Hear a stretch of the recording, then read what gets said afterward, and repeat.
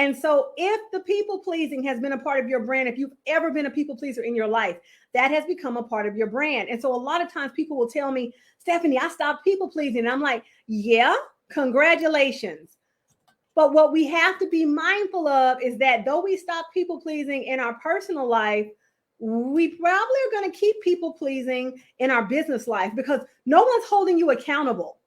You know, when I made this slight pivot into this space, because again, I have 20 to 30 years of marketing experience. So when I made this slight pivot to start supporting recovering people pleasers in business, not just in just the stopping of the people pleasing and supporting them in that, it was really a slight pivot. Because what I wanted to make sure of is that those who are recovering people pleasers, who are launching ventures, who are coaching people, who are opening up their new businesses or reopening their businesses or whatever. Oh, okay. Dino has questions over here, guys. I'm going to get to them. Those are good questions. Yes. I think they needed to be supported because I would have loved to have been supported in my people pleasing seasons. Like I would have loved to have been supported and had somebody hold me accountable to doing and being what I said I wanted to do and be. Now, that didn't stop me from having some really amazing success, having an award-winning marketing agency, working with celebrities, doing celebrity events, working with brands like Wrigley and DeVry and Music World Music, which is the home of Destiny's Child. Maybe it's a little group. Maybe you've heard of them. It didn't stop that, but what it did stop was me being able to sustain myself regularly. It did stop me from attracting in people that wanted to use my talents and me not advocate against it. Like I was on the greater later train. Okay. So Dino has questions I want to get to. You guys are so awesome. How do we brand ourselves? Well, you know, that's a really interesting question because we brand ourselves without knowing it. You know, just in our personal lives, because the way that we show up consistently creates the expectation. And of course, branding is about expectation. So the same thing in our business life or in our professional lives, the way we show up, which means we have to be mindful. We have to be mindful of what we're calling ourselves, you know, in whatever space. I hear a lot of people say, I'm a giver, I'm a giver, I'm a giver. Stop saying that, because inherently what you're saying is that I give and I don't receive. It's almost like you're shutting down the part of you that is supposed to receive, which is creating imbalance. And you know what I tell you, where imbalance is present, abundance is fleeting and disease is inevitable. And we want none of that. So when we decide to take control of our brand, to actualize and acknowledge our brand, that changes everything, because then that means we're being consistent in the way that we want to be consistent, not in the way that we're expected to be consistent. Does that make sense? Because when your personal brand, when your business brand, anytime brand is left unactualized, hello, quick draw phlebotomy school. Anytime a brand is left unactualized, 1 to 10, tell me how your day's been. That means that other people are dictating what you're supposed to do. And if you've got that people pleasing mindset, okay. I love that. Big breakthroughs happening. All right.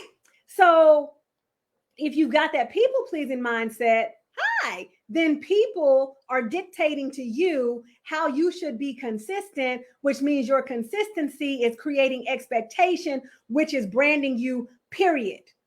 Now, how that relates to business is if you say you're a luxury brand, then you've got to act like it. Can't be luxury and affordable. Yes, I know there's such thing as affordable luxury, but you will notice when luxury brands develop an affordable arm, one, they have dominated the market share in that luxury brand. Think about Michael Kors. That comes to mind first. Now, you can go to TJ Maxx or Ross or whatever at Marshall's and probably get a Michael by Michael Kors bag. I think that's his what do you call it? Second tier brand. Okay. That's his more accessible brand, his more affordable brand, right?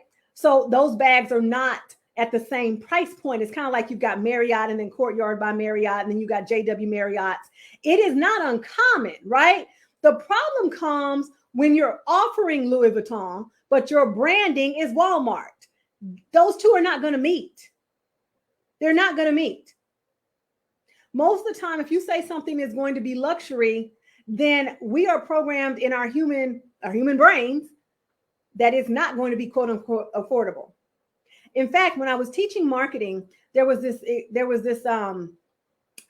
exercise, case study about a glue that said, oh, we can help you fix your china, your bone china, your most expensive china.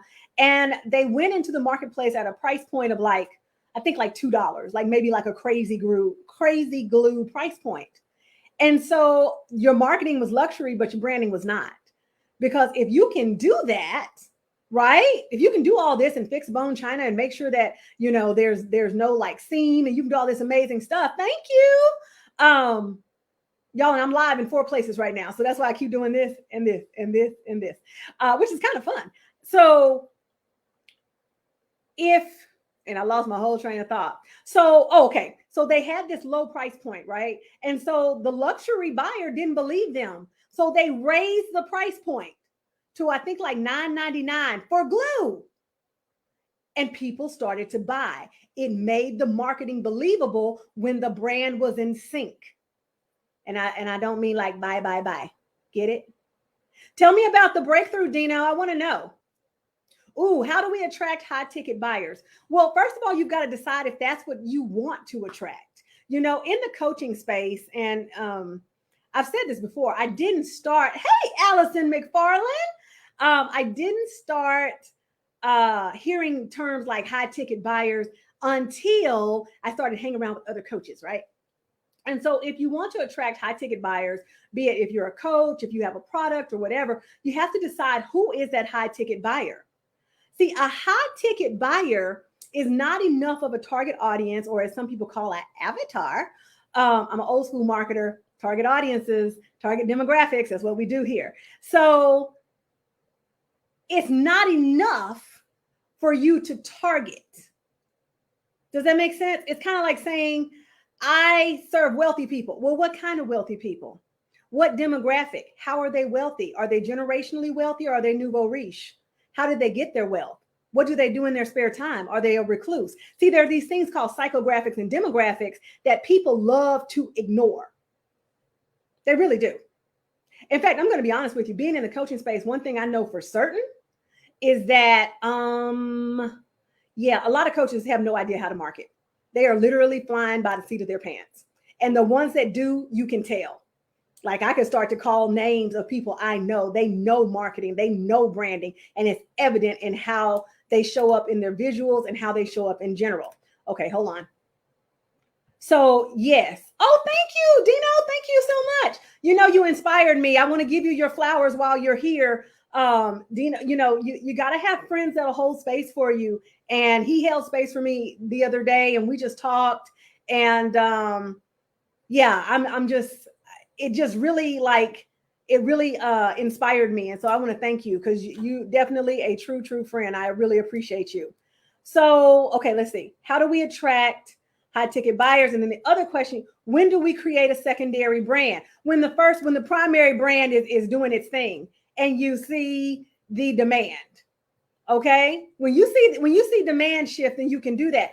Although sometimes, remember, marketing is pragmatic, strategic, and energetic. So sometimes you just might feel it. When I did the healing firm, what had happened within me is that I had evolved.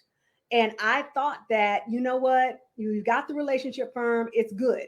We've got 10 years of brand equity. You can Google it. It's got Yelp reviews. It even has bad Yelp reviews. It happens.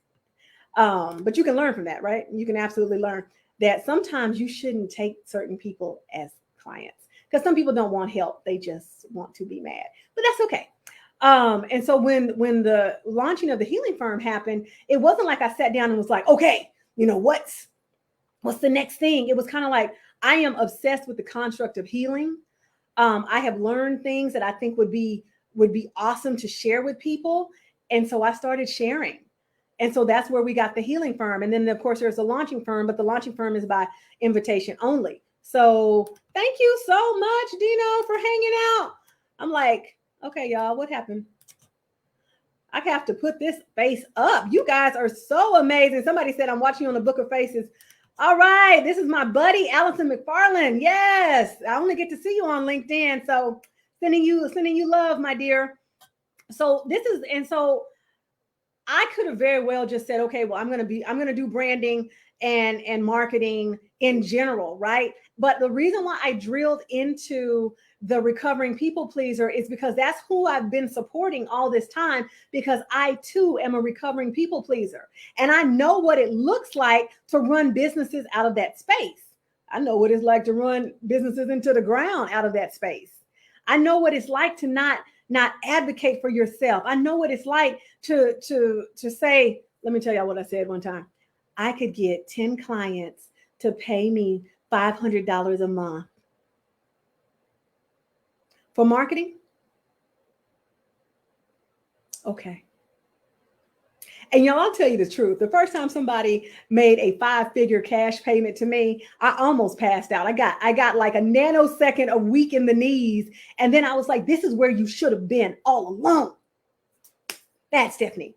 But I can't even chastise myself, honestly, because you only operate at your own level of understanding, right? That's what you do. You operate at your own level of understanding. And so I was caught up in what most people pleasers do, which is trying to be liked, loved, and accepted. And so that was coming through in my business practices. I was reckless with my business practices in terms of making sure that I could sustain myself regularly, making sure that I was making the best determination about what clients I wanted to work with. Some of you have heard the story that to this day, there's someone that owes me $8,000. Why do they owe me $8,000? Because I thought they were a friend. I'm still in my people pleasing season. And so I let my guard down, only to learn that not only were they a friend, but they were relatively duplicitous in just about everything. And so that left me with an $8,000 debt. I'll never see that money, but I'll always tell that story. I will always tell that story, because I need you to know I didn't just pick this up because it sounded good. Ooh, I think I'm going to help recovering people pleasers market and brand. No, this picked me up. Literally, it as I watched my clients evolve, I was like, this feels like, in fact, I was actually in it before I realized I was in it, because I never stopped. I just stopped talking about it publicly a lot, but I never stopped marketing and branding. I never stopped. And so that's why I'm super excited about this branding incubator that we're launching on Tuesday. That is the day after Labor Day. I want you to come spend some time with me. And literally, the pricing is so accessible. It is $97 a month, or you can make a paid in full payment. But I'm going to be like giving you the kitchen sink. And I'm not just going to be giving you branding and marketing strategy. I don't believe that there's a cookie cutter strategy, but I do believe that there are some things that you want to do. And when you have a brand that supports you, you can just expand. You can just expand your root system and you just grow the biggest tree. Some people out here planting new trees trying to make a forest, and that gets to be a little bit cumbersome. But I'm like, let's grow you a really big tree with lots of branches and lots of branches. All right, let's do that. Hey, SC, what's going on? How are you? I want to get to all these comments. You guys are being awesome.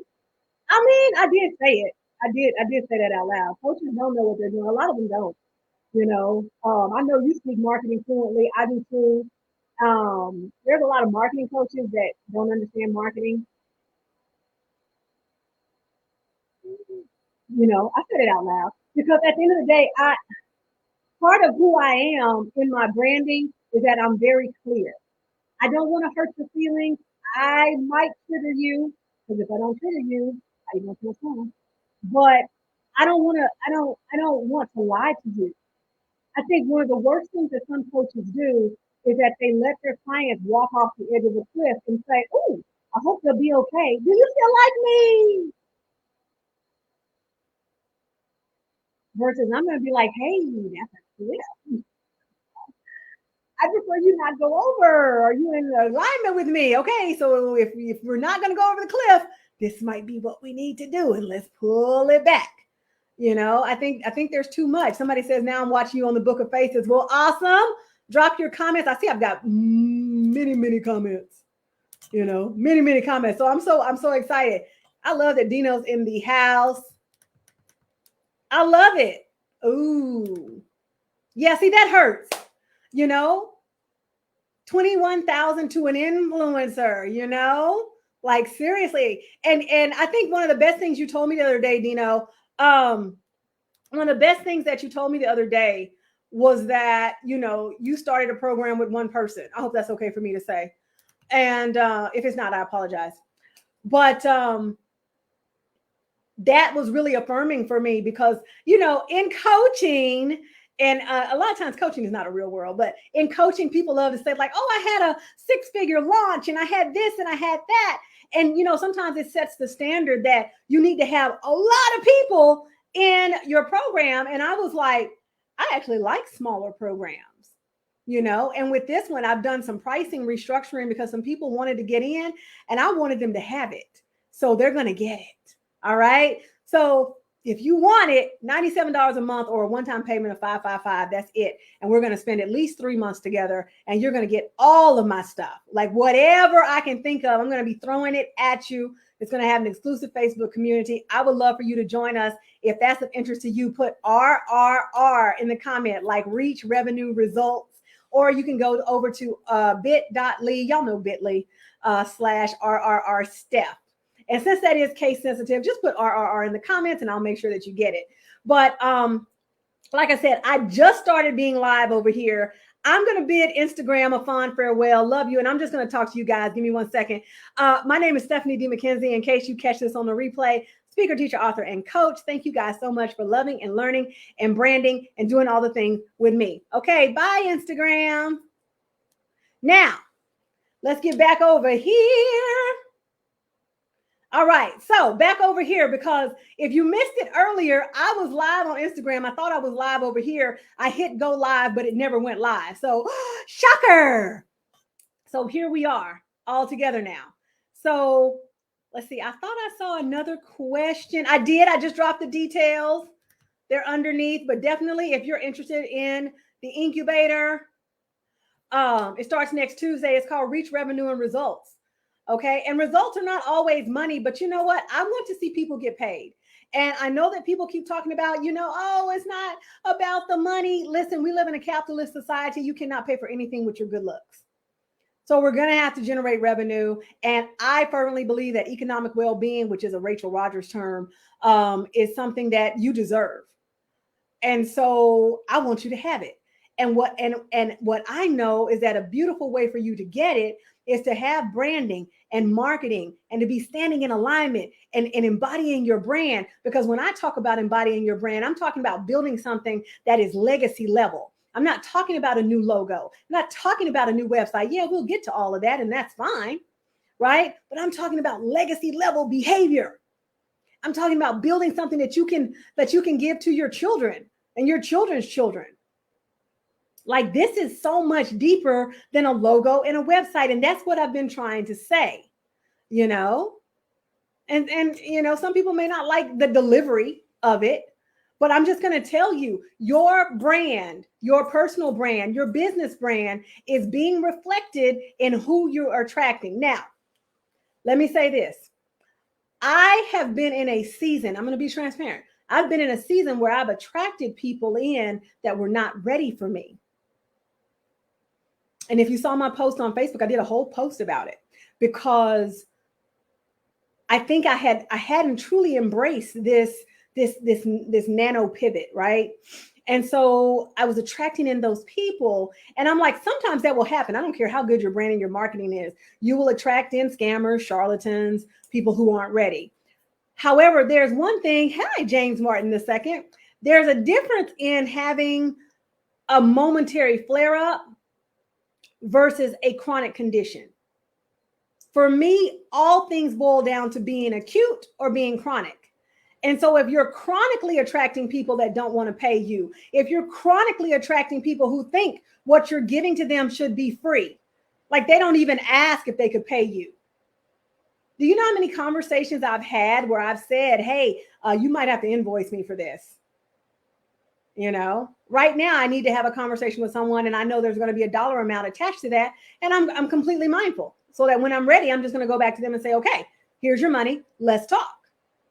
But if you're chronically attracting people that say, oh my God, that's great. Maybe later. Then that's a lot of time the energetics of your brand and your marketing. That's a lot of times something being reflected back to you. And I'm not blaming you. I'm not shaming you. I'm saying, in my case, let me talk about me. In my case, those things were happening to reflect back to me something that I needed to deal with. And so I did it. Again, I'm going to say it. This is not about logos. This is about legacies. I want to work with individuals, companies, small companies, startups, people, professionals that understand that, you know what, I deserve more. Like, I absolutely deserve more. And I know it. And, you know, I've tried to get it, but, you know, as some people say, the math ain't mathing. And I want some help. One of the most powerful things that we can do, although it's often vilified, is to ask for help. But oftentimes we won't do it, especially if you've been a people pleaser. The idea of, first of all, asking for help, deciding that you need help, or thinking that you can afford the help are the first things that come into your mind. And one of the things that I have truly encouraged us to do, us as a collective of humans and whatever else you decide that you are, is that stop saying you can't afford it and start looking for how you can afford it. If you know that you've been able to give people hundreds of thousands of dollars in your lifetime just because they ask, but then when it comes to something that you need, you're like, well, I don't know. That is a telltale sign that you're not investing in yourself. That means you haven't deemed yourself a worthy investment. And guess who else won't deem you a worthy investment? It's energy.